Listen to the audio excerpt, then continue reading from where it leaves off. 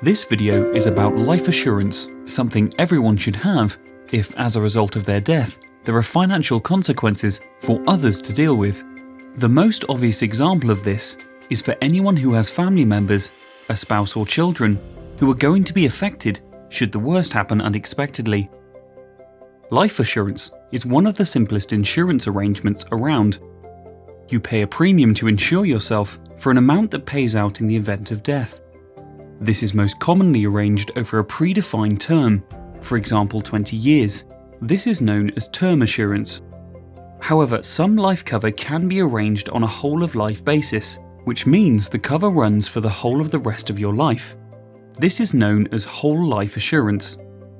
Life assurance may be needed to protect mortgages or other loans, to protect a business if you have a significant stake or role in a business, as well as to provide cash sums or income for your family members. To start with, the most important question that anyone needs to address is what life assurance cover is needed. Many people have cover, but not enough. How do you work out the required amount?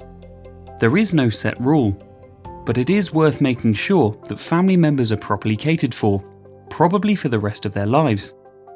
For example, if your family requires £25,000 per year to look after everything, then the life assurance cover should be sufficient to make sure this amount is available to them, and should factor in future rises in the cost of living. Adjustments need to be made to cater for mortgages, loans, and any pensions that may be paid later on, plus it could factor in children's ages. Each case is individual, and you should work with a specialist advisor to calculate how much cover you need, as they will be able to help you make the calculation. You will also need to decide whether you need a joint life policy or separate policies. Your health may be a factor, as premiums could be affected by your current state of health.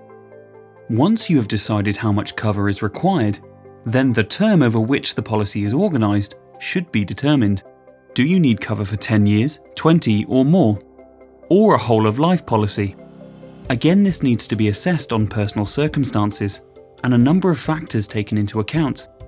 Once you have the amount of cover calculated and the term you require, then you need to find the most suitable policy and a competitive premium.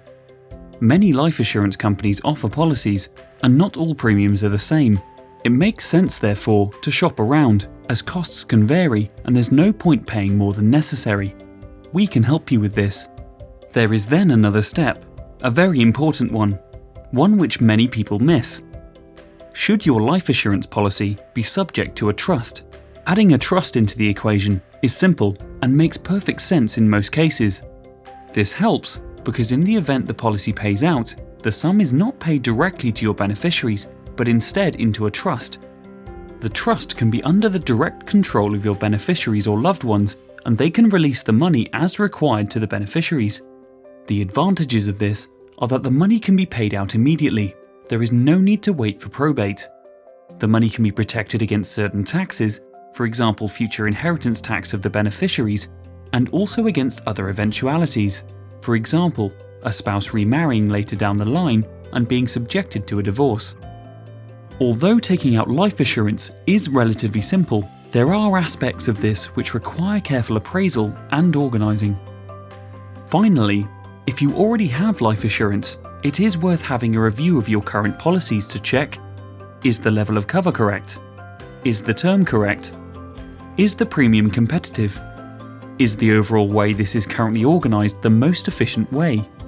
We can help you with all of this, whether you're looking for life assurance cover or looking to review your existing policies.